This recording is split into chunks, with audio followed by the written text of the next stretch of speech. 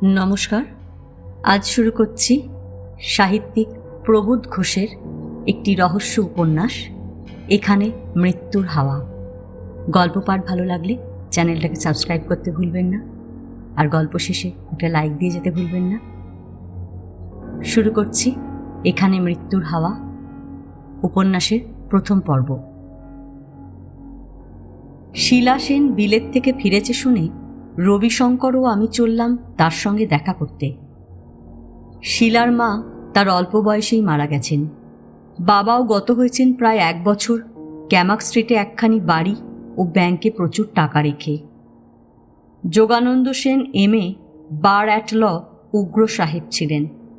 মেয়েকে লোরেটোতে পড়িয়ে খাঁটি মেম সাহেব বানাবার ইচ্ছা ছিল, কিন্তু মেয়ে বাঙালিই রইল। উপরন্তু তার আবার কমিউনিস্ট হবার উপক্রম দেখা গেল। যোগানন্দ চিন্তিত হয়ে পড়লেন। এর মধ্যে শিলা ইংরেজি সাহিত্যে এমএ পরীক্ষায় প্রথম শ্রেণীতে 2য় স্থান অধিকার করল অনেক নোট মুখস্থ করা, মোটা কেতাব পড়া ভালো ছেলেদের বিরাগভাজন হয়ে। প্রথম হল রবিশঙ্কর চৌধুরী, 6.5 ফিট লম্বা, টেনিস ও ক্রিকেটে নামকরা খেলোয়াড়। নাকটা তার ঠিক খাঁড়ার মতো নয়, বাঁশির মতোও নয়, অর্থাৎ একেবারে গ্রিক। 2 হাত দিয়ে কেমব্রিজ হিস্ট্রি অব লিটারেচারের মোটা মোটা ভলমগুলি টেবিল থেকে ঠেলে ফেলে দিয়ে চশমার পুরু কাঁচের পেছন থেকে পিটপিট করে তাকিয়ে ভালো ছেলে নরোত্তম সরকার বলল, ওরা দুজন পেল ফার্স্ট ক্লাস, লেখাপড়া করার তাহলে আর কোনো মানেই হয় না। নরোত্তম 2য় শ্রেণীতে 3য় স্থান অধিকার করেছে। এরপরেই যোগানন্দ মারা গেলেন। শেষ কথা, মাম্মি একবার বিলেত ঘুরে এসো। বাবার শেষ ইচ্ছে রাখার জন্য অন্তত শিলা গেল বিলেতে। বোম্বে থেকে আমরা তাকে বিদায় দিলাম। বাড়ি আগলাবার জন্য রইলেন শিলার বিধবা পিসিমা দয়াময়ী। দয়াময়ী তার শ্বশুরবাড়ির সম্পর্কে আমার মাসিমার কে যেন হন, আবার রবিশঙ্করের মায়ের তিনি বাল্যসখী। ফলে শিলার সঙ্গে সম্পর্ক আমাদের খুবই নিকট। আসলে আমরা বন্ধু। শিলার মতো বুদ্ধিতে ঝলমল মেয়ে সহজে চোখে পড়ে না। মনটা ভারী ভালো। রংটা ঠিক ফর্সা বলা যায় না, অন্তত রবিশঙ্করের মতে নয়। মানে যে রং বয়স্থা মেয়েদের মায়েরা ঘষে মেজে উজ্জ্বল গৌরবর্ণ বলে ঘোষণা করেন। ছিপছিপে লম্বা গড়ন, মাথায় এক রাশ চুল, বড় বড় চোখ দুটি হাসিতে টলমল। শিলার মতো সাহসী মেয়েও খুব কম। যোগানন্দ তাকে ঘোড়ায় চড়া, রিভলভার চালানো ইত্যাদি শিখিয়েছিলেন। যাই হোক, 6 মাস পরেই শিলা বিলেত থেকে পালিয়ে এলো। সেখানে নাকি দিনে রাতে সবসময় বৃষ্টি। শিলা মাসে 4টে ছাতা হারিয়েছে। শিলাদের বাড়িতে আমরা যখন গেলাম তখন প্রায় সন্ধ্যা। ভজুয়া এসে খবর দিল দিদিমণি আসছেন। প্রায় সঙ্গে সঙ্গেই ঝড়ের বেগে শিলার প্রবেশ। তোমাদের খুব আক্কেল যাহো, আমি মনে করেছিলাম তোমরা নিশ্চয়ই বোম্বে যাবে আমাকে আনতে, গেলে না কেন? শিলা জিজ্ঞেস করল। মুখ থেকে সিগারেটটি নামিয়ে রুমাল দিয়ে নাকের ডগাটি রগড়ে রবিশঙ্কর বলল, আমাদের কাজ ছিল। শিলা হেসে উঠল। তোমাদের আবার কাজ? কি কাজ ছিল? আমি বললাম, যাক ওসব কথা, এখন বলো খবর কি, বিলেত দেশটা কেমন? রবিশঙ্কর শিলার মুখ থেকে কথা কেড়ে নিয়ে বলে উঠল, মাটির। সবই তো চিঠিতে তোমাদের কাছে লিখেছি, আর ওসব কথা কেন বাপু? হ্যাঁ, আমাদের সঙ্গে পড়তো মনিকা পুন্তাম বেকার, সেই যে চুলগুলো কটা কটা, সেই মনিকা গেছে ওখানে পড়তে, কেমব্রিজে পড়ছে। এইভাবে গল্প চলল, গল্পের সঙ্গে চা। রবিশঙ্কর হঠাৎ খুব চিন্তার ভান করে বলল, কিন্তু এখন আমাদের কর্তব্য কি? বিভূতি, তুমি তো সবে ডাক্তারি পাশ করেছ, গলায় চোঙা ঝুলিয়ে বিনা ফিতে রোগী দেখে বেড়াবে, কিন্তু বিশ্ববিদ্যালয়ের রত্ন দুটির কি হবে? শিলাও বেশ চিন্তার ভাব দেখালো। আমি বললাম, কেন, তোমাদের দুজনেরই তো প্রফেসরই বাঁধা। পয়সার ভাবনা যখন তোমাদের নেই, তখন এর মতো সুখের চাকরি আর কি আছে? শিলা প্রায় কেঁদেই ফেলল। তুমি বলো কি বিভূতি, আমি তো একেবারেই পড়াতে পারবো না। আজকাল মেয়েরা বেশ চালাক হয়েছে, ক্লাসে গণ্ডগোল করে, আমাকে মানবে কেন? আর তাছাড়া যত আজে বাজে বই পড়াতে দেবে, হয়তো বাইবেল পড়াতে হবে। হে প্রভু, আমাকে প্রফেসরি থেকে রক্ষা করো। রবিশঙ্কর জোর হাতে বলল, আমাকেও। হ্যাঁ, পড়াবে নরোত্তম সরকার। নেচে কুঁদে হাত পা ছুঁড়ে মোটা রসিকতা করে বাঙালি ইংরেজি বলে নোট বই লিখে ওই হবে নামকরা প্রফেসর। আমি বললাম, তাহলে তোমাদের পরীক্ষায় ভালো করা উচিত হয়নি? সত্যি উচিত হয়নি, শিলা বলল, কিন্তু হাত ছিল না। কি বলো শঙ্কর, আমার উচিত হতো ডাক্তারি পড়া? আমার ইঞ্জিনিয়ারিং, বলল রবিশঙ্কর। যাক, যা হবার তা হয়ে গেছে। এখন কি করবে? একটা কিছু করা তো দরকার। একটু ভাবল শিলা, খোপা থেকে একটা কাঁটা খুলে নিয়ে নির্দয়ভাবে মাথা চুলকে রায় দিল, তোমাদের বলিনি এতক্ষণ, আমি কিন্তু ঠিক করে ফেলেছি। রবিশঙ্কর বলল, ফেলেছ? কি ঠিক করে ফেললে? শিলা একটু এদিক ওদিক তাকিয়ে নিচু গলায় বলল, ডিটেকটিভ হব। আমি ঘাবড়ে গেলাম। শিলা বলে কি? শেষে কি ডিটেকটিভ হতে গিয়ে সকলে মিলে জেলে যাব? না, যোগানন্দ সেন মারা গেছেন বটে, কিন্তু মেয়েটির মাথা বিগড়ে তবে গেছেন। আমাদের চুপ করে থাকতে দেখে শিলা বলল, কি কথা নেই যে, ভয় পেয়ে গেলে নাকি? আমি উত্তর দিলাম, না, ভয়ের কথা হচ্ছে না, তবে আজ পর্যন্ত কোনো মেয়ে ডিটেকটিভের কথা কখনো গল্পেও পড়িনি। রবিশঙ্কর গম্ভীরভাবে সিগারেট টানতে লাগল। শিলা বলল, শোনোনি? তাহলে এখন শোনো। স্টুয়ার্ট পামারের ডিটেকটিভ গল্প পড়েছ? রবিশঙ্কর চেঁচিয়ে উঠল, শিলা ঠিক বলেছে, হিল্ডগার্ড উইথার্স মাস্টারনি ডিটেকটিভ তো। শিলা গম্ভীরভাবে বলল, মাস্টারনি নয়, বলতে হয় শিক্ষয়িত্রী। রবিশঙ্কর ধমক খেয়ে স্বীকার করল, আচ্ছা বাবা, তাই হলো, শিক্ষয়িত্রী। মোটা মোটা ডাক্তারি বই ঘেটে ডিটেকটিভ গল্পর বই পড়ার সময় বেশি পাইনি। বললাম, তা যেন হলো, কিন্তু কাজটায় বিপদ আছে, মেয়েদের পক্ষে, তাছাড়া পরিশ্রমও। এটা কীরকম? হাসি মুখে শিলা বলল, রকম ঠিকই আছে বিভূতি, একটুতেই ঘাবড়ে যাওয়া তোমার স্বভাব। ডাক্তারি করবে কি করে? শোনো, আমরা তিনজনে মিলে একটা ডিটেকটিভ ক্লাব খুলি। শঙ্কর গুন্ডাগোছের লোক। রবিশঙ্করের আপত্তিতে বাধা দিয়ে শিলা বলে চলল, অবশ্য ভদ্রলোকের মতোই চেহারা, ওকে আমাদের দরকার হবে। ডিটেকটিভ ব্যাপারে একজন ডাক্তারের বিশেষ প্রয়োজন। বিভূতি, তুমি আছো, আমি দেব বুদ্ধি। ভজুয়াও আছে যদি দরকার হয়। আমি অফিস সংক্রান্ত কাজের ভার নিচ্ছি। কাজ একবার আরম্ভ করে দাও, দেখবে কীরকম ভালো লাগে। অ্যামেচার থিয়েটারও করেছ, গোঁপদারি সহজেই লাগিয়ে নিয়ে ছদ্মবেশ ধরবে দরকার হলে। তারপর দেখবে আমাদের সাহায্য করতে ছুটে আসবে স্কুল কলেজের ছেলেমেয়েরা, কেরানি, কবি, মুদি, মাস্টার, মুনশেফ, ময়রা, ব্যবসাদার, প্রফেসর, ফিল্ম অ্যাক্টর। শিলার তালিকায় বাধা দিলাম, বলো কি? শিলা বলল, ঠিকই বলছি, এরা যে সকলেই ডিটেকটিভ। গল্প পড়ে কেউ খোলাখুলিভাবে, কেউ বা লুকিয়ে। এই তো সেদিন দেখলাম পিসিমা চোখে চশমা এঁটে লুকিয়ে। রবিশঙ্কর চেঁচিয়ে উঠল, পিসিমা লুকিয়ে? আমরাই তো ছেলেবেলায়। শিলা বলল, এখন বুড়োরা লুকিয়ে পড়ে, পাছে ছেলেরা হাসে। আমি বললাম, কিন্তু একটা কথা আছে, ধরো আমরা ডিটেকটিভ হলাম, অনেক সময় নানা কারণে পুলিশের সাহায্য দরকার পড়বে, সেরকম কোনো লোক। আমার মামার বন্ধু ডিটেকটিভ ইন্সপেক্টর অমর লাহিড়ী। রবিশঙ্কর উৎসাহের সঙ্গে বলল, সে ঠিক হয়ে যাবে, অমরবাবুর সঙ্গে আমার খুব খাতির আছে।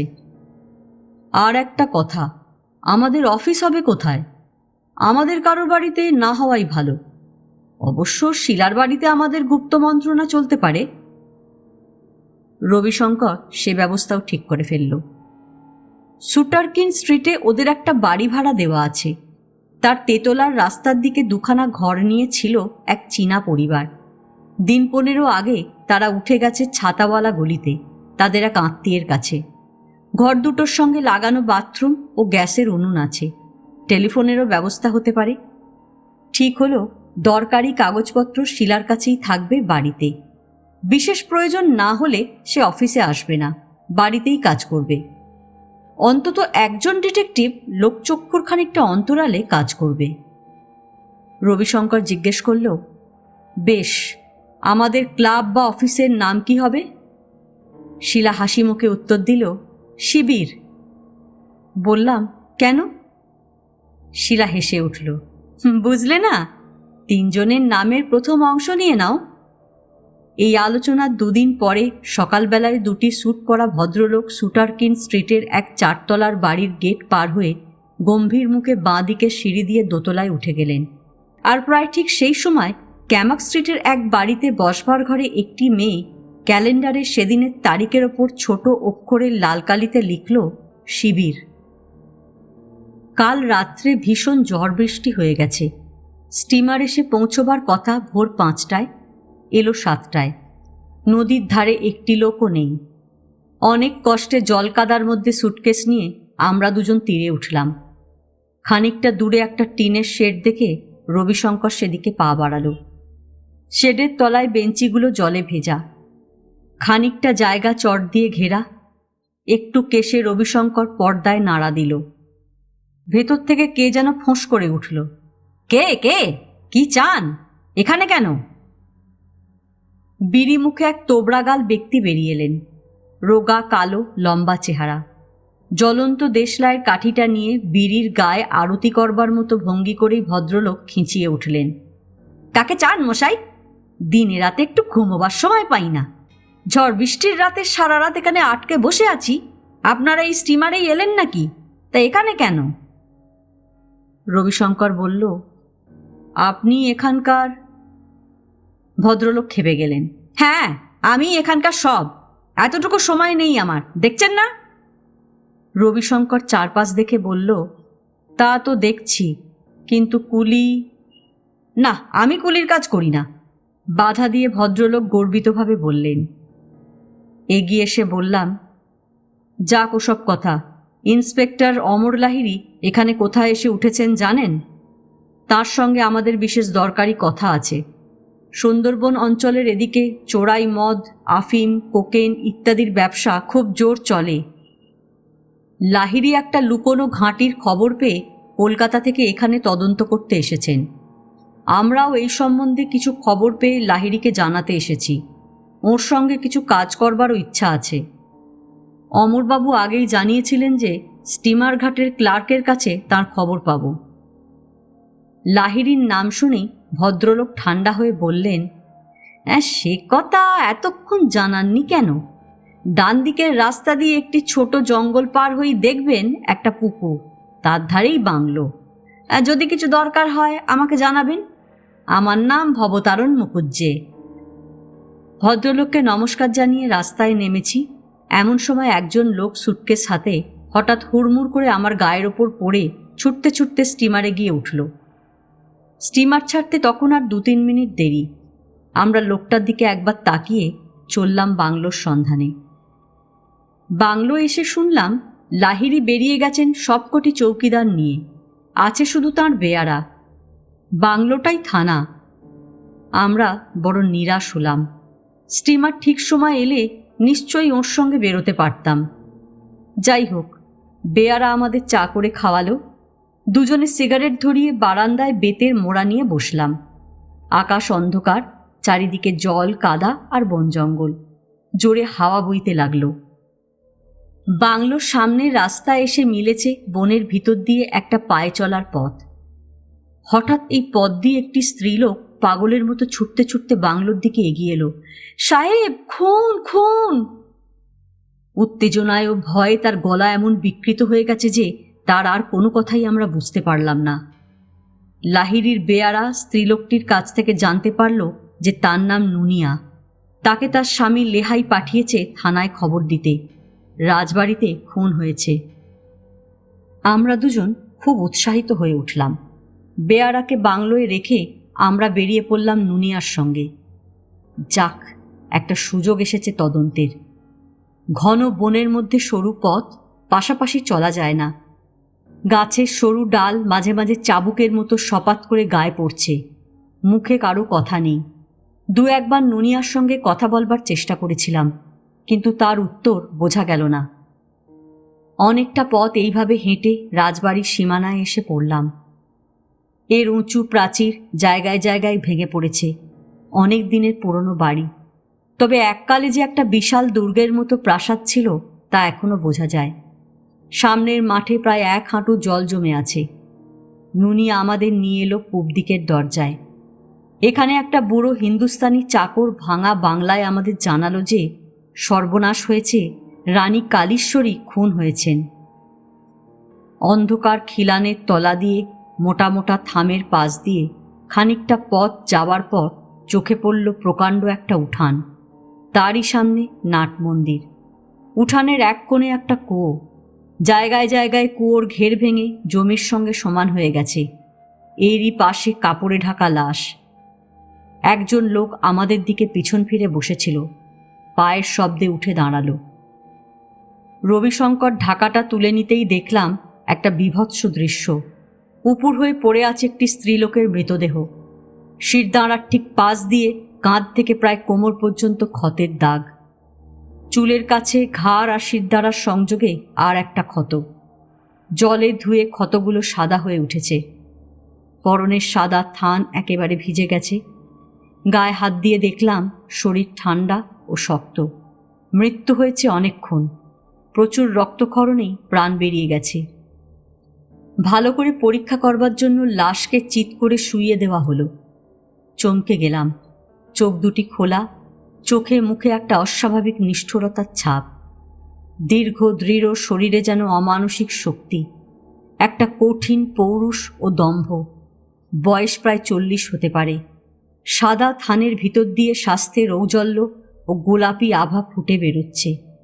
এককালে ইনি যে অসামান্যা সুন্দরী ছিলেন তা বোঝা যায়, কিন্তু চোখ দুটি দেখলে ভয় করে। রবিশঙ্কর জিজ্ঞেস করল, লাশ ছিল কোথায়? এইখানেই। যে লোকটা কুয়োর ধারে বসেছিল সে রুক্ষ গলায় উত্তর দিল, কুয়োর ভেতরে। লোকটার লম্বা জোয়ান চেহারা, হাতের মুঠো বাঘের থাবার মতো, গায়ের রং তামাটে, মাথার চুল ও চোখ কটা। জিজ্ঞেস করলাম, তোমার নাম কি? লোকটা চোখ পাকিয়ে জবাব দিল, কারফিউ ফার্নান্দো। রবিশঙ্কর বলল, কুয়োর ভেতর তোমরা দেখলে কি করে? এবার লেহাই উত্তর দিল, লাশের আধখানা কুয়োর ভেতর ঝুলছিল, বাকিটা উঠানের ওপর। লাশ দেখলো কে প্রথমে? আমি জিজ্ঞেস করলাম। লেহাই চুপ করে রইল। কে দেখল? লেহাই বলল, আমি। সে ভোরবেলায় ঘরে বসেছিল। তার স্ত্রী নুনিয়া বলে যে রানীর দরজা খোলা রয়েছে। তখন সে উঠানে ঢুকে এসে লাশ দেখতে পায়। নুনিয়া ও কারফিউকে তাড়াতাড়ি ডেকে এনে সে লাশ উঠানে শুইয়ে দেয়। রবিশঙ্কর জিজ্ঞেস করল, রাত্রে রানীর কাছে কে ছিল? নুনিয়া জানালো যে রানী বড় তেজি ছিলেন, কাউকে রাত্রে বাড়ির ভেতর থাকতে দিতেন না। আমাদের খুব আশ্চর্য লাগলো। জিজ্ঞেস করলাম, রানীর কে আছে? নুনিয়া জানালো যে ইনি বিধবা, ছেলে মেয়েও নেই। এক ননদ আছেন সামনের দিকে গড়ের দোতলায়। এর নাম সৌদামিনী। হত্যার খবর শুনে ইনি অজ্ঞান হয়ে পড়েছিলেন। এখন তিনি ঘরে শুয়ে আছেন। রানী শুতে যেতেন কখন রাত্রে? রবিশঙ্কর জিজ্ঞেস করল, কিন্তু কেউ সঠিক উত্তর দিতে পারল না। সন্ধ্যার কিছু পরে নুনিয়া কাজ ছেড়ে বেরিয়ে আসত। 9টার মধ্যেই কালীশ্বরী দরজা বন্ধ করে দিতেন। কাল রাত্রে ঝড় বৃষ্টির মধ্যে কি হয়েছিল কেউ জানে না। আমরা নুনিয়াকে নিয়ে কালীশ্বরীর শোবার ঘরের দিকে এগোলাম। নাট মন্দিরের পেছনে বড় বড় ঘর তালাবন্ধ হয়ে পড়ে আছে। সিঁড়ি দিয়ে উঠেই কালীশ্বরীর শোবার ঘর। ঠিক মাঝখানে প্রকাণ্ড এক খাট। কাঠের 4-5টি ধাপ উঠে বিছানায় আসতে হয়। বিছানা দেখে বোঝা গেল রানী কাল রাত্রে সেখানে ঘুমননি। রবিশঙ্কর আমাকে জিজ্ঞেস করল, বিভূতি, খুন কখন হয়েছে বলে তোমার মনে হয়? ঠিক বলা শক্ত। বৃষ্টির জলে শরীর ভিজে, উত্তাপ খুব শীঘ্রই নষ্ট হয়ে যেতে পারে। একটু ভেবে বললাম, খুব সম্ভব 7-8 ঘন্টার বেশি নয়। শোবার ঘর ও আরও কয়েকটা ঘর খুঁজেও সন্দেহজনক কিছু দেখতে পেলাম না। খুনের ব্যাপারটা খুব জটিল বলে মনে হলো। উচ্চ বংশেরই বয়স্থা মহিলাকে এমন নিষ্ঠুরভাবে কে হত্যা করল? খুন নিশ্চয়ই রাত্রি 12টা-1টার আগে হয়নি। তার আগে তিনি কি করছিলেন? কোথায় ছিলেন? কুয়োর ধারেই বা লাশটা ছিল কেন? হত্যাকারী কি কুয়োর ভেতরে মৃতদেহটাকে ফেলে দেবার চেষ্টা করেছিল? ফেলে দিল না কেন? দরজা খোলা থাকা অবশ্য খুব বড় একটা সমস্যা নয়। কালীশ্বরী হয়তো বন্ধ করতে ভুলে গিয়েছিলেন। হয়তো হত্যাকারী আগে থেকেই বাড়ির মধ্যে ছিল, খুন করে দরজা খুলে চলে গেছে। ক্ষত দেখে মনে হয় খুব ধারালো কোনো অস্ত্রের আঘাতে মৃত্যু হয়েছে। এত চিন্তার চাপে মনটা ক্লান্ত হয়ে পড়ল। বললাম, শঙ্কর, চলো একবার সৌদামিনীর সঙ্গে দেখা করতে, হয়তো তার কাছ থেকে কিছু জানতে পারা যাবে। কারফিউ ও লেহাইকে উঠানে লাশের কাছে বসিয়ে রেখে আমরা নুনিয়ার সঙ্গে গড়ের দোতলায় উঠলাম। নুনিয়া এসে বলল, সৌদামিনী এখন একটু ভালো আছেন, আমরা দেখা করতে পারি। সিঁড়ি দিয়ে উঠেই সৌদামিনীর শোবার ঘর, পাশে পুজোর ঘর, সামনে ও পেছনে দালান। আমরা নুনিয়ার সঙ্গে শোবার ঘরে ঢুকলাম। প্রকাণ্ড খাটের ওপর বিছানায় বালিশের ঠেস দিয়ে সৌদামিনী বসে আছেন। মুখের চেহারা দেখেই মনে হলো তিনি বিশেষ অসুস্থ। কীরকম একটা অস্থির ভাব, যেন দু চোখ দিয়ে কিছু খুঁজছেন, কার পায়ের শব্দের জন্য অপেক্ষা করছেন। বয়স প্রায় 50, কিন্তু শরীরে বেশ শক্তি আছে। কালীশ্বরীর মতো ইনিও সুন্দরী, বৈধব্যের বেশ মানায় না। সৌদামিনীর মুখ বিবর্ণ, চোখ দুটি ক্লান্ত, শরীরের প্রত্যেকটি রেখায় অবসাদ। মনে হলো এই হত্যার কথা শুনে তিনি একেবারে ভেঙে পড়েছেন। দেয়ালের ধারে একটা বেঞ্চে আমরা বসলাম। সৌদামিনী একটু বসলেন। ঘরের ভিতরে একটা অস্বস্তির আবহাওয়া গড়ে উঠল। তিনিই প্রথমে কথা কইলেন। আপনারা থানা থেকে আসছেন? রবিশঙ্কর বুঝিয়ে দিল যে আমরা ঠিক পুলিশের লোক নই। সৌদামিনী চুপ করে রইলেন। বিবর্ণ মুখে সামান্য উত্তেজনার আভাস এলো। বললেন, দেখুন, এ খুনের তদন্ত করে কোনো ফল হবে না, শুধু রাজবাড়ির এই কলঙ্ক ছড়িয়ে পড়বে। আমাদের বংশের ধারাই এই রকম। গলার স্বর অস্পষ্ট হয়ে এলো, চোখ বুজে এলো। বললাম, শুনুন, আমি ডাক্তার। আমার মনে হচ্ছে আপনি খুব অসুস্থ। কতদিন থেকে আপনার শরীর খারাপ হয়েছে? একটু হেসে সৌদামিনী বলল, না না, সকালের ব্যাপারে একটু বিচলিত হয়ে অজ্ঞান হয়ে গিয়েছিলাম। যাক, আপনারা যদি খুনের তদন্ত করতে চান তাহলে কি জানতে চান বলুন। রবিশঙ্কর জিজ্ঞাসা করল, আপনি কখন খবর পেলেন? সৌদামিনী বললেন, আমি বোধহয় প্রথমে লাশ দেখেছি। গড়ের ছাদ থেকে দেখেই আমি নিচে আসছিলাম, এমন সময় নুনিয়া আমাকে খবর দিল। আচ্ছা, খুন কে করেছে বলে আপনার মনে হয়? কেন জিজ্ঞেস করলাম। সৌদামিনী একটু চুপ করে রইলেন। চোখ দুটি চঞ্চল হয়ে উঠল। বললেন, বুঝতে পারছি না, সমস্ত ব্যাপারটা অসম্ভব লাগছে। খুনের কোনো কারণও খুঁজে পাচ্ছি না। এতক্ষণ বৃষ্টি বন্ধ ছিল, হাওয়ারও জোর ছিল না, কিন্তু এখন আকাশ আরও অন্ধকার হয়ে গেল। বাইরের দিকে তাকিয়ে দেখলাম ঝড় বৃষ্টি আরম্ভ হয়েছে। সৌদামিনী চুপ করে রইলেন। মনে হলো অজস্র ক্লান্তিতে যেন শরীর ভরে গেছে। আমরাও চুপ করে রইলাম। বাইরে শুধু ঝড় জলের শব্দ। সৌদামিনী সোজা হয়ে বসলেন। গলার স্বর এবার উত্তেজিত, মুখ চোখ বিকৃত। নিচু গলায় কথা বলতে আরম্ভ করলেন আপন মনে, অজস্র, অফুরন্ত, যেন অন্ধকার গভীর গুহা থেকে জলের স্রোত বেরিয়ে চলেছে অবাধে। অন্ধকার ঘর, আকাশ মেঘে অন্ধকার। ঝড় জল আর বিদ্যুতের শব্দে গলার স্বর ডুবে যায়। অসুস্থ বিবর্ণ মুখে উত্তেজনার আভাস, বড় বড় চোখে অস্থিরতা। দিন হলো রাত, ঘরের হাওয়ায় শুধু স্মৃতির পদধ্বনি। এরকম ঝড় তিনি আর কখনো দেখেননি। সামনে প্রায় 2 মাইল জায়গা জুড়ে প্রকাণ্ড বন, সারা রাত সেখানে ঝড়ের গর্জন, বড় বড় গাছ ভেঙে পড়ার শব্দ হচ্ছে। মাঠে জল জমে গেল, শুধু লম্বা ঘাসের মাথাগুলো জলের ওপর জেগে আছে। হাওয়ায় ঘাসগুলো দোলে আর ছপ ছপ শব্দ হয়। মনে হয় যেন কোনো অদৃশ্য হিংস্র জন্তু জলের তলায় গুঁড়ি মেরে ঘাস ঠেলে এগিয়ে আসছে।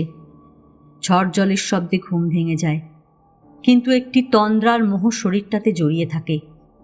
সেই আধো জায়গা থেকে আধ ঘুমের আবছায়ায় সৌদামিনীর সারাটা রাত কেটেছে। রাত তখন কত সৌদামিনী জানেন না। হঠাৎ ছুরির মতো ধারালো একটা চিৎকার এলো, তারপর শুধু ঝড়ের শোষ গর্জন আর বৃষ্টির ঝমঝম শব্দ। বিকেল থেকেই ঝড় বৃষ্টি বেশ চেপে এসেছিল। যখন তিনি বিছানায় শুতে যান, সেই সময় একটা বাজ পড়ল দূরে বিলের ধারে একটা নারকেল গাছের মাথায়। সমস্ত আকাশ চিরে নামল আলোর একটা শীর্ণ রেখা। গাছের মাথায় আগুন ধরে গেল। কিন্তু এত ঝড় বৃষ্টির মধ্যেও সৌদামিনী কারফিউর গান ও তারিখে হল্লার চিৎকার শুনেছিল। সুন্দরবন অঞ্চলের এই রায় বংশ বহু প্রাচীন। সৌদামিনী শুনেছে এই রাজবাড়ি প্রায় 400 বছরের পুরনো। ইংরেজ আমলে রায়রা বিদেশি শাসন মেনে নিতে না পেরে কালীশঙ্কর ইংরেজদের সঙ্গে যুদ্ধ চালিয়েছিলেন, কিন্তু শেষে পালিয়ে যান। তারপর আর তার খোঁজ পাওয়া যায়নি। তখন তার ছেলে শিবনারায়ণের হাতে আসে সম্পত্তি, প্রকাণ্ড 7 মহলা বাড়ি, দুপাশে হাতিশালা ও ঘোড়ার আস্তাবল, পাইক দারোয়ানদের ঘর ও সামনে কাছারি ছিল। হাজার হাজার প্রজা, লাঠিয়াল, সর্কিদার, বরকন্দাজ, মাহুত, সহিস, ঝি চাকরে বাড়ি ও মাঠ ভরে যেত। কিন্তু সেদিন আর নেই, জমিদারি সমস্তই গেছে। আজ বাড়ির 3-4টে মহল একেবারে ভেঙে পড়েছে। পেঁচা, বাদুড়, চামচিকা ও সাপে বাড়ি আজ বোঝাই। সারা রাত শুধু এদেরই শব্দ, এদেরই চলাফেরা। ভাঙা দেয়ালে, উঠানে, ফাটা গাছে আগাছা জন্মেছে, বট অশ্বত্থের শেকড় নেমেছে। বাড়ির চারধারে কোমর উঁচু সবুজ ঘাসের বন, হাওয়া দিলে ঘাসে সব সব শব্দ হয়। বড় বড় গাছ দীর্ঘ ডালপালার বাহু মেলে এই জীর্ণ বাড়িটিকে আঁকড়ে ধরে আছে। দিনে রাতে সবসময় অন্ধকার। মোটা মোটা দেয়ালের পেছনে ঘরগুলো ধুলো ও আবর্জনায় ভর্তি, স্যাঁতস্যাঁতে ভিজে। রাত্রে লণ্ঠন হাতে সৌদামিনী যখন ঘরের পেছনের দালান দিয়ে যান, মনে হয় বড় বড় ঘরের জানলার গড়াদের পেছন থেকে কারা যেন হাতছানি দিয়ে ডাকে। কাদের যেন চাপা হাসিতে তার গা শিউরে ওঠে। লণ্ঠনের মিটমিটে আলোয় দেয়ালের গায়ে বিকটাকার ছায়া পড়ে আর দোলে। সামনের অন্ধকার যতই সরে, ততই মনে হয় যেন কারা সবে গেল সিঁড়ির কোণে, থামের আড়ালে, দালানের বাঁকে। পেছনে তাকাবার সাহস হয় না। মনে হয় কত নিঃশব্দ প্রাণী সার বেঁধে পেছনে পেছনে চলেছে, কখন বুঝি ঠান্ডা আঙুলের ছোঁয়া লাগবে পিঠের ওপর। তারপর হাত থেকে খসে পড়বে লণ্ঠন। হঠাৎ চারদিকের ছায়ার দল একসঙ্গে তাল গোল পাকিয়ে ছাদ পর্যন্ত লাফিয়ে উঠবে। তারপর অন্ধকার, সামনে পিছনে পাশে শুধু অদৃশ্য কঙ্কাল, আর মরার খুলির ভেতর থেকে ঝলকে ঝলকে অনেক দিনের বাসি ঠান্ডা হাওয়া। রহস্যময় এই বাড়ি। মাকড়সার জালের মতো অসংখ্য সুড়ঙ্গ চলে গেছে দেয়াল থেকে দেয়ালে, ঘর থেকে মাটির নিচে, মাঠ থেকে বনের মধ্যে, এমনকি নদীর ধারে। বাড়ির সামনের অংশ খুব উঁচু, গড় বলা হয়। দোতলা পর্যন্ত সিঁড়ি পাথরের, তারপর কাঠের। সৌদামিনী এই অংশেই থাকেন। সিঁড়ি দিয়ে উঠেই তার শোবার ঘর, পাশে পুজোর ঘর। পেছনে দালান ধরে চলে গেলে বাঁ দিকে আরও কয়েকটা ঘর পড়ে, বন্ধই থাকে, ব্যবহার হয় না। সব শেষে তেতলায় উঠবার আর একটা সিঁড়ি, তারপরেই খুব উঁচু দেওয়াল। এখানে সৌদামিনীর অংশ শেষ হয়েছে, তার পেছনেই নাট মন্দিরের উঠান। বাড়ির বাইরে পূব দিকে যেখানে আগে হাতিশালা ও আস্তাবল ছিল, সেখানে ঘরগুলো প্রায় সব ভেঙে পড়েছে। যে 2-3টে ঘর এখনো কোনো মতে বটগাছের আড়ালে দাঁড়িয়ে আছে, তাতে থাকে কার্ফুর, লেহাই আর নুনিয়া। কার্ফুর পূর্বপুরুষ ছিল পর্তুগিজ জলদস্যু, বিয়ে করেছিল এক আরাকানি মাল্লার মেয়েকে। এরা ছিল রাজবাড়ির বজরা ও ছিপের সর্দার। লেহাই ছিল হাতির মাহুত, পরে হয় দারোয়ান। এরা আজও বন জঙ্গলের মধ্যে বাস করছে রাজবাড়ির অবস্থা বিপর্যয় সত্ত্বেও।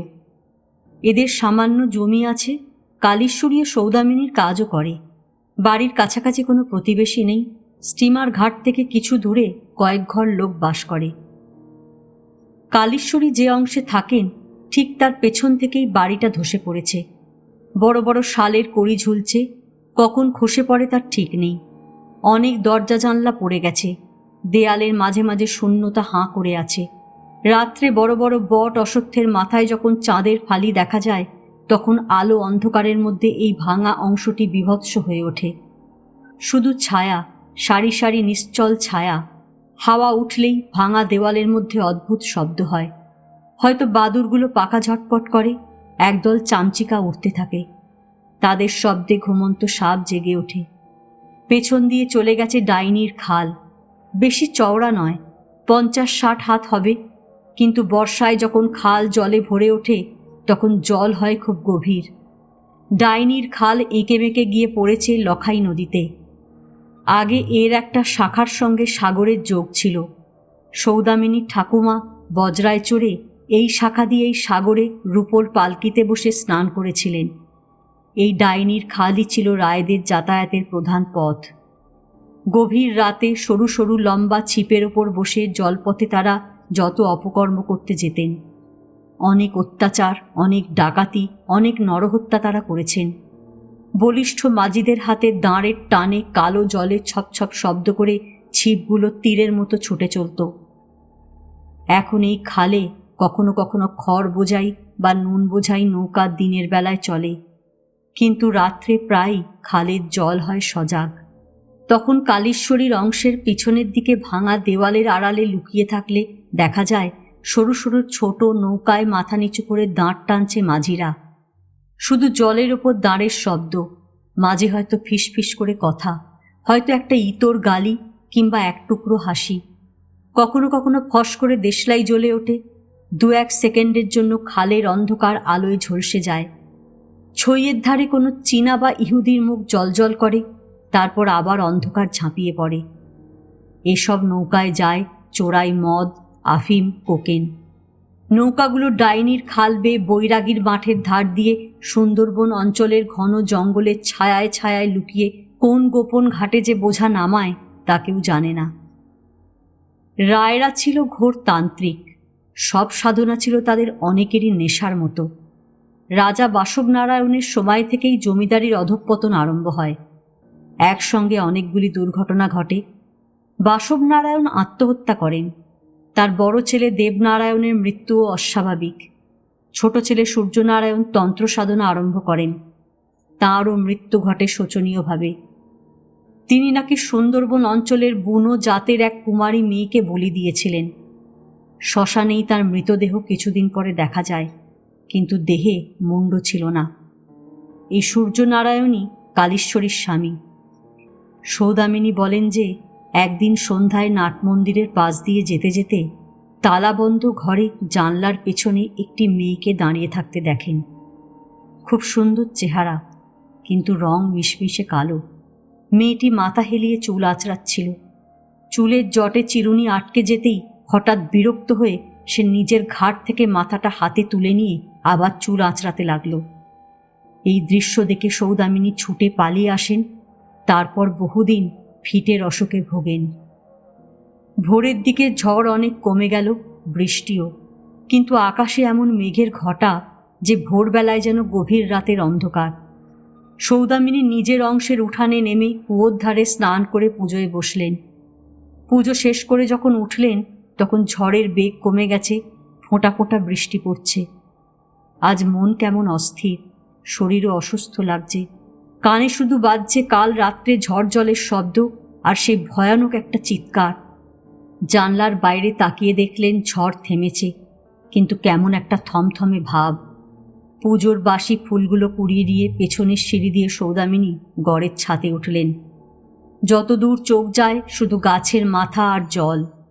অন্ধকার আকাশের তলায় অনেক দূরে স্টিমার ঘাট দেখা যাচ্ছে। অনেকগুলো গাছ ভেঙে পড়েছে। সৌদামিনী ছাদটায় ঘুরে বেড়াতে লাগলেন। কানে বাজছে কাল রাত্রের সেই চিৎকার। নাট মন্দিরের উঠানের দিকে এগিয়ে এলেন। জায়গায় জায়গায় প্রাচীর ভেঙে গেছে। ঝুঁকে নিচের দিকে তাকালেন। প্রায় 100 ফিট নিচে উঠান। হঠাৎ চিৎকার করে উঠলেন। আবার তাকালেন, মাথাটা ঘুরে উঠল। কুয়োর ধারে যেখানটা ভাঙা, সেখানে উপুর হয়ে কে যেন পড়ে আছে। পিঠে ঘাড়ে গভীর ক্ষত, হাঁ করে আছে। কে কে ওখানে শুয়ে? কাঁপতে কাঁপতে সৌদামিনী সিঁড়ির দিকে এগোতে লাগলেন। মাথার মধ্যে হাজার হাজার চাকা একসঙ্গে ঘুরে চলেছে। সৌদামিনী অজ্ঞান হয়ে বিছানার ওপর পড়ে গেলেন। নুনিয়া ছুটে এলো। অসুস্থ শরীরে হঠাৎ উত্তেজিত হবার ফলে অজ্ঞান হয়ে গেছেন। অনেক কষ্টে যখন জ্ঞান হলো, তখন নুনিয়াকে তার কাছে রেখে আমরা বেরিয়ে এলাম। বৃষ্টি থেমে গেছে, কিন্তু হাওয়ার জোর আছে। সৌদামিনীর সব কথা শুনে মনে হলো এই হত্যার মূলে কোনো গভীর রহস্য রয়েছে। আমরা ঠিক করলাম অমরবাবুর জন্য অপেক্ষা করাই ভালো। কার্ফু ও লেহাইকে বললাম তারা যেন খুব সাবধানে থাকে। আমরা থানায় ফিরছি। ইন্সপেক্টর সাহেব এলেই তাকে নিয়ে আবার আসব। সৌদামিনীর শরীর খারাপ হলে তখনই যেন আমাদের খবর দেওয়া হয়। আমরা সকলে ধরাধরি করে লাশ নিয়ে গেলাম উঠানের ধারে একটা ঘরে। মরচে ধরা পুরনো তালাটা কার্ফু এক মোচড়েই ভেঙে ফেলল। অন্ধকার ঘর, আকাশের মেঘে আরও অন্ধকার হয়ে উঠেছে। কত বছর যে সে ঘরে লোক ঢোকেনি তার ঠিক নেই। মেঝের ধুলোয় পা ডুবে যায়। সেখানে শুয়ে রইলেন বহু প্রাচীন এক অভিজাত বংশের শেষ বধূ, রানী কালীশ্বরী। আজ এ পর্যন্তই। উপন্যাসের দ্বিতীয় পর্ব নিয়ে অন্যদিন আসব। গল্প পাঠ ভালো লাগলে লাইক, শেয়ার, কমেন্টস করতে ভুলবেন না। এখনও যারা আমার চ্যানেলটা সাবস্ক্রাইব করেননি তাদের সকলের কাছে অনুরোধ রইল, প্লিজ আমার চ্যানেলটা সাবস্ক্রাইব করে নেবেন। পাশে যে বেল নোটিফিকেশনটা আছে সেটা অবশ্যই প্রেস করে দেবেন। আজকের মতন নমস্কার।